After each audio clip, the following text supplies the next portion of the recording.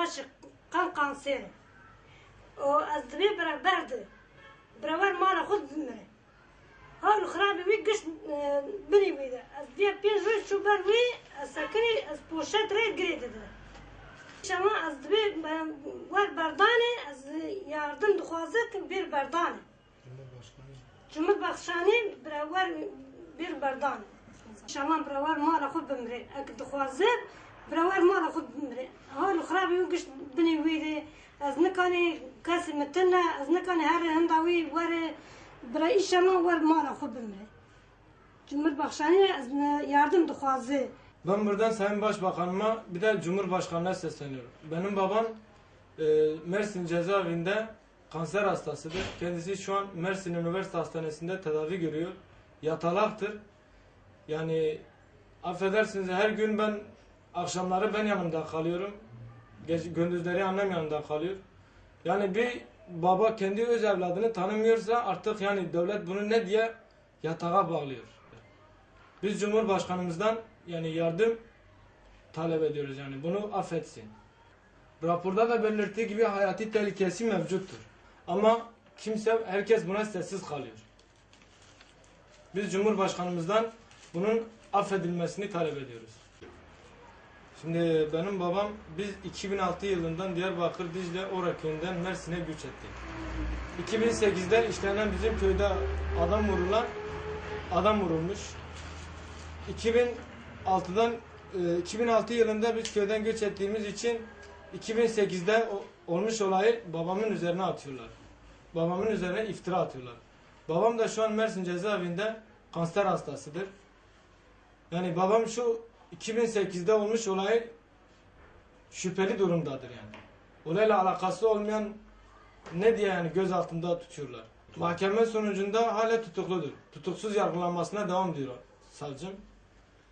Yani savcı bunun raporunu savcıya sunduğumuza dahi yani savcıya götürdük bu raporu. Savcı kabul etmiyor.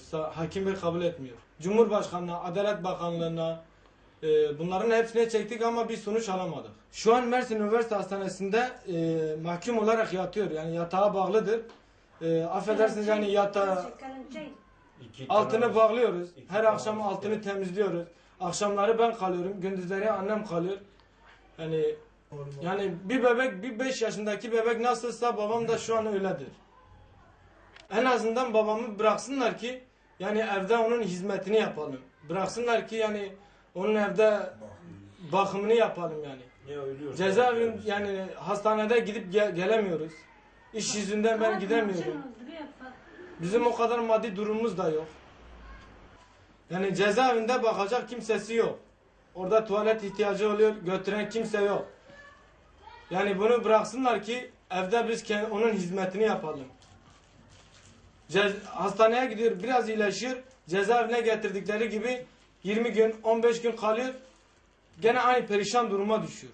Yani ben doktorla gittim konuştum. Doktor diyor ki her an her şey olabilir yani. Her an kaybedebiliriz diye. Diğer rapor da vermişler ama hakim bey bunu kabul etmiyor. Bu hasta olan kardeşimdir. Bu 6-7 ay hastanede yatıyor. Cezaevinde hastadır. Hasta durumu da yani kritiktir. Götüremiyorlar. İyi bakmıyorlar. Bakmadığından dolayısıyla bir hafta cezaevinde kalıyor. Bir hafta hastaneye götürüyor. Hastaneye götürdüğünden iyileşiyor. Yine cezaevine götürüp kimse bakamıyor. Tedavisi yapmıyorlar.